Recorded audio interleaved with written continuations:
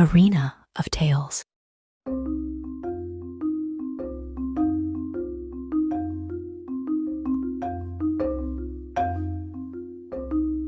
In the village of Balima, there lived a woman named Zika and her husband.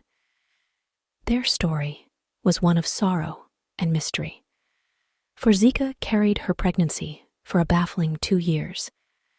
Concern etched lines on their faces as they sought answers from spiritualists, but all they received were vague warnings of a mysterious child. Tragedy struck on the day of the baby's birth. As the child emerged, dreadlocks adorned with cowries greeted the world, shocking Zika's husband to his very core. Overwhelmed by the sight, he collapsed, never to rise again. Thus, Zika was left alone with a daughter whose very existence sparked fear. Fearful of the villagers' reaction, Zika hid her daughter away from prying eyes. Despite their curiosity, the villagers were met with silence whenever they inquired about the mysterious child. But secrets have a way of being discovered. One fateful day, while Zika went to fetch water, her friend Susuma, driven by curiosity, watched from afar. Susuma's snooping led to a shocking discovery: a month-old baby with dreadlocks adorned with cowries. Panic spread like wildfire, bringing the villagers to Zika's doorstep. Faced with an angry mob, the king intervened.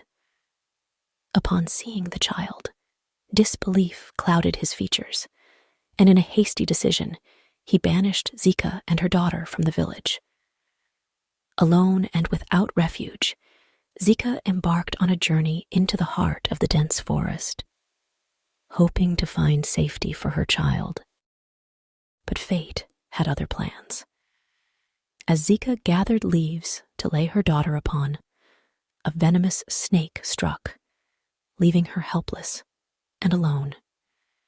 In her final moments, Zika whispered her love to her daughter before succumbing to the snake's venom, leaving the child to fend for herself in the unforgiving wilderness. It was an old woman who stumbled upon the infant, her heart breaking at the sight of the motherless child. Taking pity on the baby, she brought her home and named her Buli. Raised alongside her granddaughter Baza, Buli grew into a resilient young girl, unaware of the power she possessed.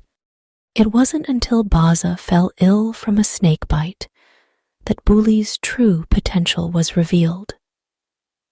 Desperate to save her sister, Buli's tears mixed with the cowries in her hair, miraculously bringing Baza back from the brink of death. News of Buli's healing abilities spread far and wide, drawing people from distant lands seeking her aid. But it was an epidemic in Balima that truly put her powers to the test. Summoned by the king, Buli returned to her birthplace, unaware of the role she would play in the village's fate. Despite the king's doubts, desperation forced his hand, allowing Buli to attempt to save his people. With a humble request, Buli healed the villagers with water infused with the essence of her cowrie-adorned hair. Yet, despite fulfilling her promise, the king reneged on his vow, ordering Buli's execution.